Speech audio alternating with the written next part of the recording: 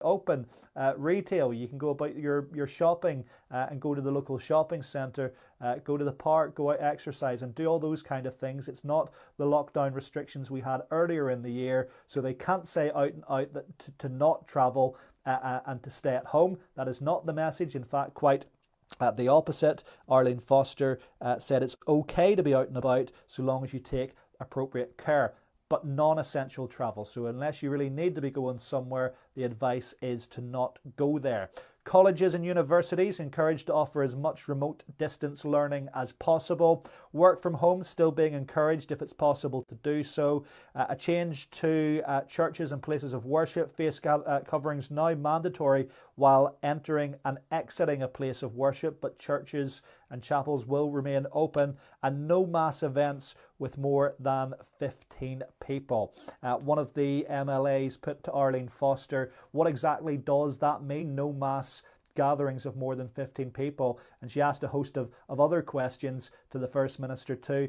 You may have heard that at the end. Arlene Foster said, in fact, she admitted, I do not have all the answers. All I can tell you is a heads up on the direction of travel. So as always with these things, it tends to pose more questions than it's given answers. We will try to wade through some of the detail throughout our live broadcasts today on Downtown Radio and Cool FM. I would expect probably a press briefing then at some point later in the day. We'll bring that live to you. No doubt the journalists will want to get their teeth into this and start asking the First Minister, and not clear if the Deputy First Minister, Michelle O'Neill,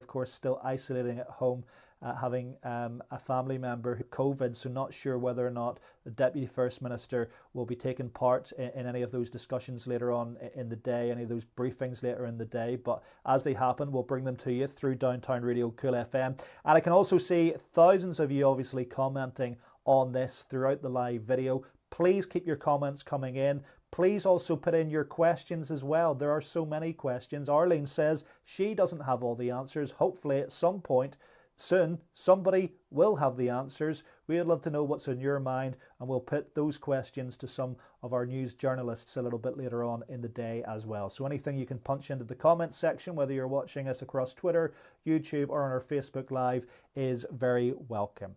Okay, let's just remind you, for those joining us or those who've missed all this morning's latest news, Arlene Foster, the First Minister, took to the chamber at Stormont this morning for a very special calling of the Northern Ireland Assembly, and she announced a whole raft of not lockdown measures but certainly tight restrictions, or the circuit breaker that we've been hearing about for the last number of weeks. They come into effect in Northern Ireland 6 p.m. on Friday. She said it was a decision that was not taken lightly.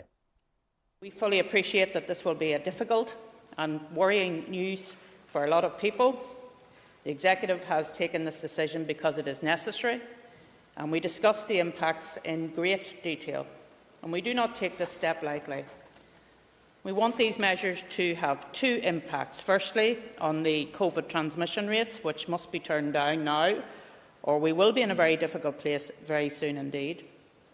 And secondly, we believe it marks a point where everyone, each and every one of us, can take stock and go back to the social distancing messaging that is vitally important. We will, of course, be engaging with sectors and working on supports as a matter of priority. We are asking all children and young people and their parents to help us in a very particular way during the next few weeks. Please make sure that your children and young people follow the social distancing arrangements during this time, limit socialising as much as possible, and use the time in as positive a way as you can. So lots of you, I can see, commenting. Hundreds, thousands of you indeed will try to hopefully satisfy some of those comments and concerns you guys have out there today. The best we can with the information we have available to us. So many of you worried again as we were back here about hairdressers.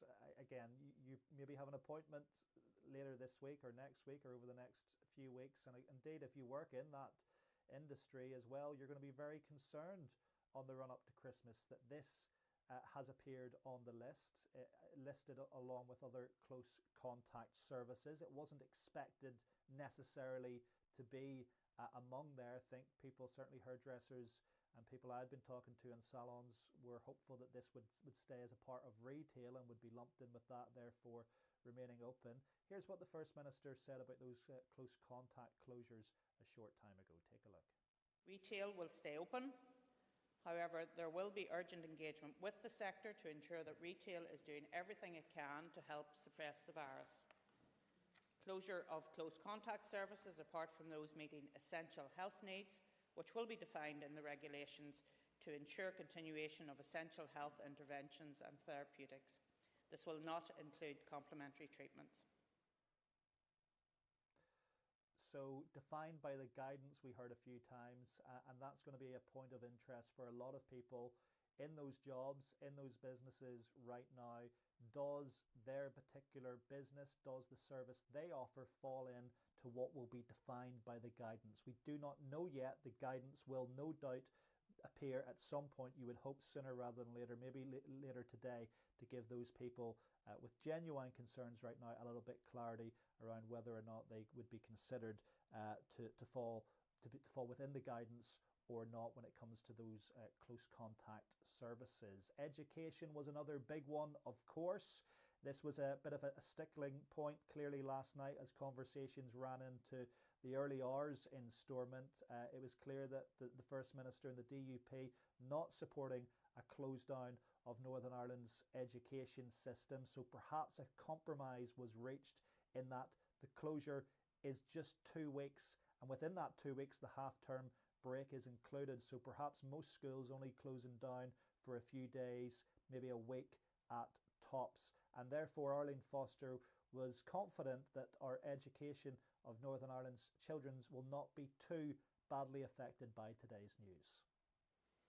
In education, the half-term holiday break will be extended from the 19th to the 30th of October, with schools reopening again on Monday the 2nd of November. To permit this, the Department of Education will allocate to schools 2 of the optional days and the remainder of additional time through exceptional closure days. And a bitter blow for Northern Ireland's hospitality industry. Just a few weeks after the final few wet pubs were given permission to reopen, it's all closing down again from 6 o'clock on Friday.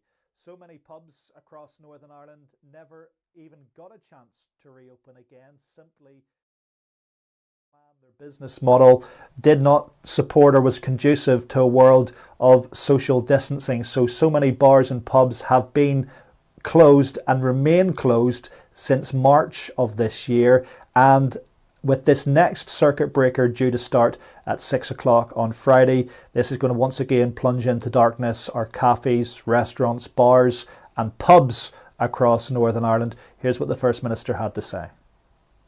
Closure of the hospitality sector, apart from deliveries and takeaway for food, with the existing closing time of 11 o'clock remaining.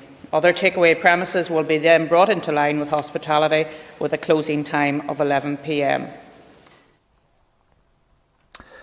A lot of young people watching right now will be concerned as well, having heard that the schools will be closing. Where does this leave our further and higher education, our colleges and our universities? And the First Minister also picked up on that as well.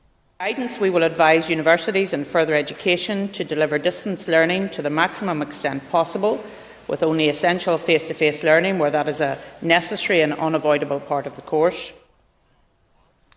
So we're back to this ironic situation again. We were in this during the throes of lockdown, you'll recall, earlier in the year. Yeah, in all likelihood, it is going to be possible to encounter or meet, deliberately or otherwise, a family member, a friend in the line at the checkout in your local Sainsbury's or Tesco's or Asda or any one of those sort of places. But you're not going to be able to do it in a home setting or in a private setting unless they fall within certain specific rules, including that of bubbling. And a lot of people still confused about the bubbling, how it works, what are the rules around it. Well, essentially still it continues as has been the case. No household mixing or mingling. Here was the update from the First Minister on that. Current household restrictions. This means a continuation of the restriction on meeting indoors and a limit on the number who can meet in a garden. There are existing exemptions for childcare and maintenance and other matters which will stay in place. However, as close contact economy is proposed for closure, it would be consistent with that to prohibit the provision of those services, for example hairdressing, in a domestic setting. Bubbling is to be limited to a maximum of 10 people from 2 households. No overnight stays in a private home unless in a bubble. Work from home unless unable to do so. Are you getting all this? Good, because I'm not. I was already lost back in May of this year. At this point, it's anybody's guess, but it's all there. We've tried to make it as easy as possible for you to understand. We've put out some updates. You can look at our social media right now, and we've tried to list all the new rules and regulations as clearly and as concisely as we can, but we appreciate that at this hour, so much of it is so confusing. And of course, now what we see, and maybe back in March, April of this year, it was somewhat easier for people to understand a full nationwide lockdown and everything that went with it. We heard a lot about following the science. There's been no talk about following the science anymore. There's clearly been a bit of a divergence from the science. We saw that last week with the Republic of Ireland and the government there going their own way and not adhering to the recommendations from the public health agencies in the south, who had suggested they move to a level 5. The government there decided to stay with level 3. Same pretty much in Northern Ireland. There were some questions of the First Minister today on whether or not the recommendations from the Chief Medical Officer will in fact be published or not. A lot of MLAs, a lot of members keen to have transparency on the recommendations from Northern Ireland's health chiefs and how they may differ, how those recommendations may differ from what was announced today. Arlene Foster pretty much saying Northern Ireland's still open for business. This is not a lockdown. Work continues, retail continues, manufacturing remains open. She said it is okay to be out and about. Different messages in different parts of the UK and Ireland, and this is where some of the confusion might come this time round that wasn't there when we had those universal blanket messages back in March and April. For example, in Liverpool this week they announced the highest level that England will go to. It's a different system again. It's medium, high and very high. Merseyside goes to very high, and with it they close down betting shops, hospitality, the pubs, the bars, the restaurants, but also gyms. Northern Ireland moves to a similar phasing of restrictions. However, gyms not included on that list. They can remain open. Northern Ireland's gyms will remain open now with mitigations in place, and also some changes to how we'll be going to church at weekends, and also if we have weddings and funerals to attend over this next while also. Take a look at what Arlene Foster had to say on all those issues. Gyms may remain open, but for individual training only, with local enforcement in place. Places of worship are to remain open, with a mandatory requirement to wear face coverings when entering and exiting, and this will not apply to parties to a marriage or civil partnership. Wedding ceremonies and civil partnerships to be limited to 25 people with no receptions. This will be implemented on Monday the 19th of October. Venues providing the post-ceremony or partnership celebration may remain open for this purpose this weekend, but may not provide other services for people who are not part of the wedding or partnership, and this will be limited to 25. Funerals and committals to be limited to 25 people with no pre- or post-funeral gathering. In guidance, no unnecessary travel will be advised.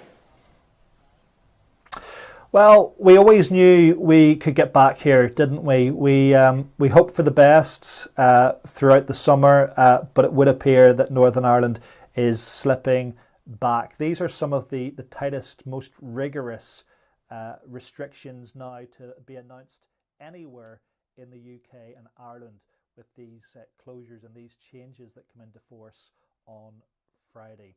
You can already see that Derry City and Strabane district area a couple of weeks ago up in the northwest had been subject to some restrictions already, some fairly tight restrictions as opposed to the rest of the UK, as opposed to the rest of Northern Ireland. They had the highest infection rate there per 100,000 anywhere in the UK. And these new restrictions, province-wide restrictions, go even further again, adding extra sorrow and pain, particularly to the people in the northwest who have already been under tighter restrictions for the past 2 weeks as it's been. And again, I have to tell you, since the restrictions came into force in the Londonderry Strabane district, the infections have continued to go up. And in fact, yesterday, per 100,000 population, the rolling 7-day average was 969.7 cases, the highest anywhere in the UK. And that's nearly 3 times higher than what it was when the restrictions for that region were implemented a couple of weeks back. And the context for what's got us back to the point we're in Northern Ireland today, this afternoon, is probably best summed up by this statistic. The worldwide average infection rate per 100,000 population today is just under 500. It's 499 people per 100,000 in the entire world. In Northern Ireland, today, as we sit here, the very latest information we have is that on the 7-day run, 1,164 positive cases exist per 100,000 population here. Simple maths tells you that we're running at well over 2 times the global average in Northern Ireland on the past 7-day run. That is why we're having these restrictions brought in from Friday, 6 o'clock. I'll recap you on what those are one final time before we finish off our live broadcast, if you're just joining me today. Let me remind you of some of the latest statistics from the Department of Health, though. Let's start with the very sad news that 7 people sadly passed away yesterday as a result of COVID-19. That takes the tally now in Northern Ireland really close to that grim milestone of 600. 7 new deaths yesterday meant that 598 is now the total. It was one of the worst 24-hour periods for fatalities since back in the back end of May. Just under the map of Northern Ireland, you can see the breakdown of the demographics. Let's give you some information about that, because what we know is almost 60% of the infections, and we'll get to the infections in just a second, have been coming from people under 40. However, when you look at the death total there for people under the age of 40, 0.33% of total deaths in Northern Ireland have come from people aged 20 to 40. Under 4% of the total deaths have been people under the age of 60. 65% of the total deaths in Northern Ireland have been people over the age of 80. And this is where there's this polarisation in Northern Ireland right now between really 2 camps that are emerging: the lockdown camp and the don't lock it down camp. And actually, we ran a poll on our Instagram last night. It's a really good sample size. There are about 7,000 people said whether or not they would want Northern Ireland to go into a full lockdown or not. And you can just see there, it's like a Brexit type result. In fact, pretty much 50-50. 51% saying yes, they would support a lockdown. 49% of people arguing very strongly that they wouldn't. And that statistic from 7,000 people who clicked on something as non-scientific as an Instagram poll on the Cool FM Insta channel does still tell a bit of a tale, doesn't it, on how polarising things are at the moment with what's going on. 51 to 49%. That's the latest figures there from that poll. And you can see by just even going through our comments that people have very strong differing views and opinions on this right now. And thank you to everybody who took part in that. Let's look at the infections then, because this tells a little bit of a tale, because as we know, the death run rate there with younger people, people under the age of 40, even 60, is very low. But actually, when you look at the infection rate, it's very high. 60% of our infections, in fact 59% right now, you can see there, just where it was highlighted, 2,500, over 2,500 aged 20 to 39 in the last 7 days have been coming from young people. I suppose this is where the concern lies, isn't it? That community transmission of COVID is high in Northern Ireland among young people. It's not correlating and transferring into fatalities within that age group. However, the risk is that these are the people, this is the group of people, younger people, that are going to bring the disease, the infection indoors, into vulnerable people, into older people, into maybe those who have been shielding in those more protected groups where we see the fatalities occur. 863 positive cases yesterday from 4,450 individuals tested. People always say to me, you always talk about positive cases. What's the negative? Well, you don't need to be a mathematician to work it out. Take away the positive ones from the total and you've got the negative ones. But I'll give it to you anyway, because people are always banging on about this, because again, depending on what side of this new debate, this new argument we found ourselves emerged in. So 3,587 negative yesterday. That put us at a 19.3% positivity rate in Northern Ireland. That was the latest information from the Department of Health yesterday. We expect the dashboard to be updated around 2 o'clock or so today, and we'll update you on the latest details from the Department of Health through our social media channels. Hospital inpatients was up 10 yesterday. It's now at the highest it's been, 150. We know that the Nightingale is about to stand up again. Arlene Foster said mostly for Belfast Trust at this time, but she sees that being more widely spread across usage for all trusts across the province, no doubt, as the inpatients continue to rise, and indeed as the ICU cases continue to rise. 23 people now in ICU. That was an increase on 1 the day before, and I think 15 being ventilated. So the Nightingale City Hospital tower block beginning to stand up right now as well. And just finally, let's look at the breakdown by district council area. This was yesterday's figures. So 230 in Belfast, you can see there. It was the daily change. That was the biggest increase, followed by Derry City and Strabane, of course, that area, that district that's been under restrictions already, coming in next, 163. So big spike there of cases in Belfast.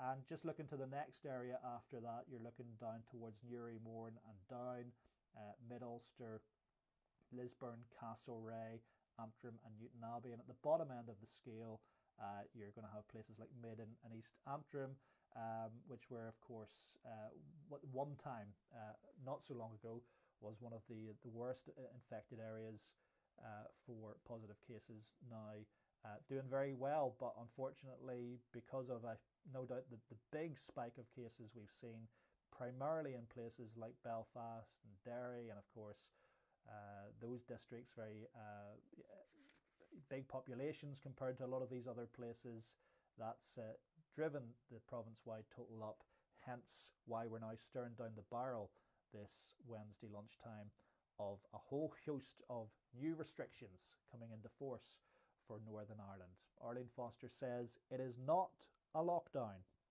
Work continues, retail and manufacturing remains open. It's okay to be out and about so long as you take appropriate care. Now, what are you going to be doing out and about? Well, not very much, because I'm going to one final time go through the list for those just joining us again right now. And other than sort of retail, shopping centres are out for a bit of exercise, large parts of Northern Ireland society and sectors within will be closing down from this weekend. So hospitality will close from 6 o'clock, apart from deliveries and takeaways on Friday. Restaurants, cafes, pubs and bars will close down also. Schools will close for 2 weeks from Monday, including the half-term break, and then it will be reviewed Fast food and takeaway businesses will have to close at 11 o'clock at night. Not really understanding the logic in that one, like so much other of the information put out today on why a drive-through 24-hour place like McDonald's or one of those joints that are currently open trading away will need to now close at 11 o'clock tonight, so presumably bottlenecking things and pushing more people into drive-throughs and into places like that in a shorter concentrated time. Shops and off licenses will not be allowed to sell alcohol after 8 o'clock in the evening as well. Gyms only to open for individual training. No classes will be permitted. No indoor sport of any kind or organised contact sport involving mixing of households other than at elite level. Close contact services, apart from those meeting the defined essential health requirements, will have to close, and we guess that might include things, and we'll not know until the guidance comes out on this a bit later, but probably dentistry will be involved in that and will be defined as essential health requirement. But we're seeing things like mobile hairdressers, makeup artists, salons, things like that having to shut down, and they'll also not be permitted to operate from people's homes or provide their services in people's homes either. So really a difficult time for that industry coming up to Christmas as well. No mixing of households in private dwellings. That rule continues. The bubbling there is limited to 10 from 2 households. No overnight stays unless you're in a bubble. Gatherings in gardens back to just 6 people from no more than 2 households. Weddings and civil partnerships limited to 25 people, and no receptions will be allowed. Funerals will be limited to 25 people, but no pre or post gatherings for funerals. No non-essential travel is what they're saying, but again, the First Minister made the point that that's in guidance, which means it's not going to be something that's enforced, more of a recommendation, more of you don't have to be going somewhere for a specific reason. Sit tight and don't be doing it, but it's always a contentious one that not going to be enforced, hard to police. People will make up their own mind about what they want to do on that one.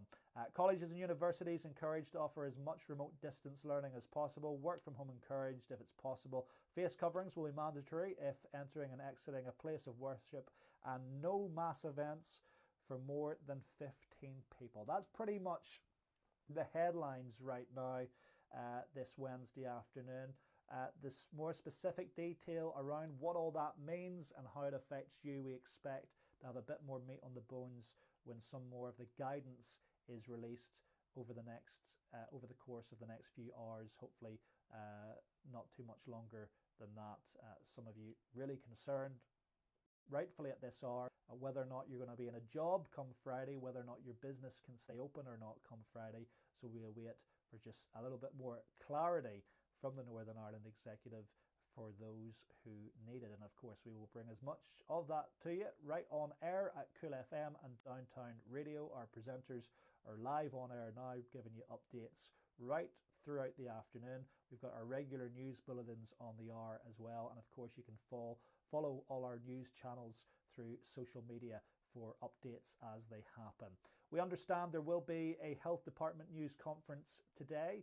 That will be no doubt led by Health Minister Robin Swan at 4:30. He'll be coming out to speak to members of the press. He will of course give us some of the statistics, so an update on some of the statistics I've given out already. Today's dashboard we expect to be announced, updated at 2 o'clock this afternoon, so we'll find out what the latest figures are for Northern Ireland today as those restrictions come into force, and no doubt he'll also face a wrath of questions from a lot of hungry journalists who will be keen to dive down into some more of the detail on what Arlene Foster announced this morning.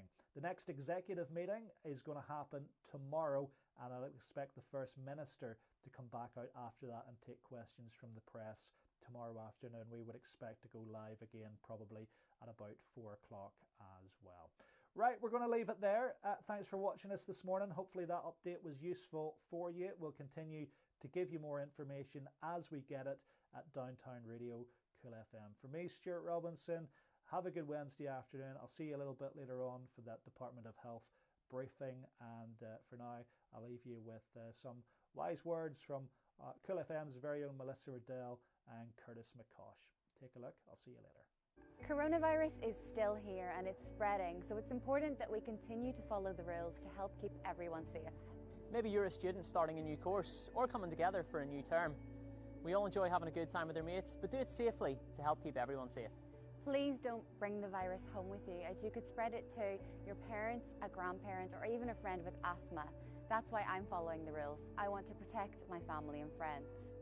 Don't gather in groups or parties. We know it's hard, but it's worth it. The fewer people you come into contact with, the less chance you have of catching and spreading coronavirus. Keep your distance from others. Keep washing your hands well and often. Wear a face covering, and remember, in some places such as public transport and shops, it's the law. And be kind to those who can't wear a face covering because of health reasons or disability reasons. Children under the age of 13 aren't required to wear a face covering either. Download the Stop COVID-19 app from your app store to help with contact tracing. It will alert you if someone using the app tests positive for the virus, or alert others if you test positive. The more people using the app, the more effective it will be in helping to control the spread of the virus. Doing these simple things will not only protect you, but your loved ones and those around you, like your friends and family. The more we protect each other, the sooner we'll get back to normal. It's not always easy to follow the rules, but if everyone does it, we will save lives. We all must do it to get through it. For more information, visit nidirect.gov.uk/coronavirus.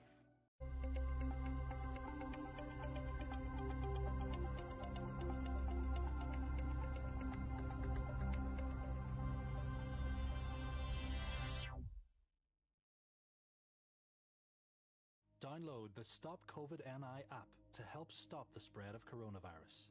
This app from our health service tells you automatically if you've been near someone who tests positive. It also tells others if you test positive, but will never know or share your identity or location. Most people spreading the virus don't know they have it, so the more people using the app, the more lives we save. As we go out more, let's all keep doing our bit. Download Stop COVID-19 from your app store now.